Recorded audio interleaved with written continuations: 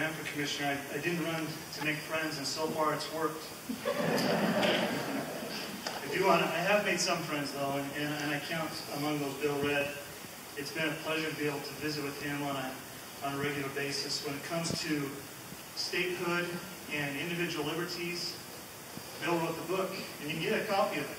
He actually wrote the book, and it was when I read this book that I really sparked an interest in actually getting involved in public service. Also, Mary, who's a great friend, I don't think surrender is in her vocabulary. She was raised that way, and I appreciate her, and I accept the nomination from Bill and Mary. There's one tenet that I go by as I do government stuff, and that's that no one spends other people's money as carefully as they spend their own. I don't like a government that tries to accumulate and amass and grow, and that's the tendency of federal government, and it's the tendency of liberty to yield to that. I'm excited to run for a second term. I'm excited about some of the candidates that have spoken here tonight. I'm proud of Shelby for having the courage to throw his hat in the ring. I would love to see this county change its attitude towards businesses. When we talk about government programs, I say there's no success in government that can compensate for loss of liberty and free agency. So as I talk about this, I wonder, okay, what is the basic role of the county commissioner? To me, it's his job to make sure that the businesses and the community function properly. I think of it like a dairy farm. You don't increase production in a dairy farm by increasing the frequency of the milking.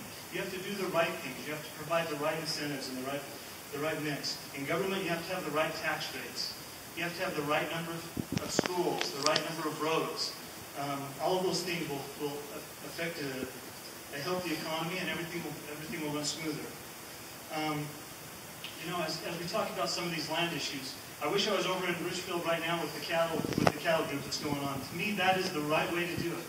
I was reading something in an old history of Calvin Blacks, and someone referred to him as that rancorous, combative commissioner from San Juan County, and I wanted to applaud. Thank you, Calvin, for being a rancorous, combative commissioner from San Juan County.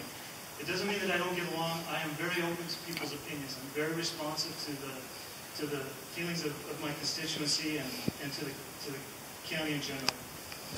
When I ran 4 years ago, I was probably an unknown quantity. Hopefully after 4 years, you know who I am, you know what I stand for. My dad used to say, differences really do make a difference. In 2004, 4 years ago, in March 2010, the general fund surplus was down to $2.4 million.